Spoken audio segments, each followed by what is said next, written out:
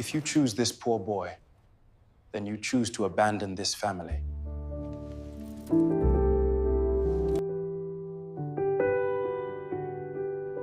In the heart of the Ashanti kingdom, where golden sunlight kisses the tops of ancient cocoa trees, there lived a young woman named Afia Serwa, a royal daughter born into honor, expectation, and tradition. Her footsteps were delicate, her speech graceful, and her future already written long before she entered the world. But destiny has a habit of defying even the most sacred plans. At the University of Kumasi, Afia met Kofi Manu, a young man whose pockets were empty but whose dreams rose higher than the morning sun. Kofi worked nights at a printing shop, walking home long distances just to save coins for the next day. But to Afia, his laughter, his humility, and his unwavering courage were worth more than gold, more than titles, more than the royal name she carried.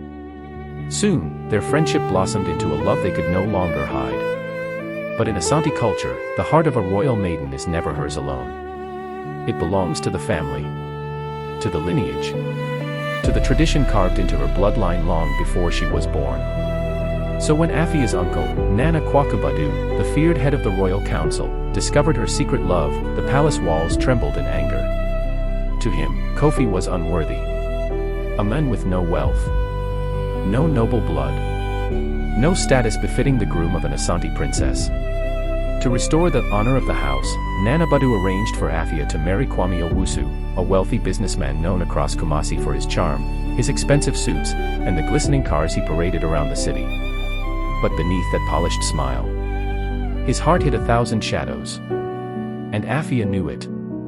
She refused the marriage. But in her world, refusal was rebellion. Nana Badu summoned her to the palace, his voice cold and thunderous. "If you choose this poor boy," he warned, "then you choose to abandon this family." One evening, as the moon floated above the palace courtyards, the entire household erupted with whispers, fearful, trembling whispers. Kwame Owusu had been caught. Not by rumor, not by suspicion, but in the arms of Afia's closest friend, Adwo Amansa, the girl who visited the palace every weekend, who shared secrets with Afia, who smiled in her face like a sister. There they were, in Kwame's luxurious apartment.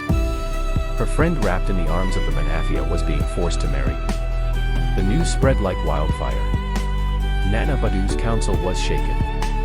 The engagement collapsed instantly. And for the first time, the palace elders began to question everything.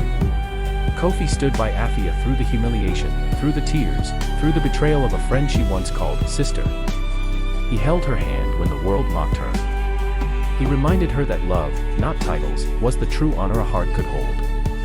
And slowly, Afia began to understand something powerful. Sometimes the heart knows what the royal council does not. Sometimes a crown glitters, but is hollow. And sometimes, love asks for a price. A painful one.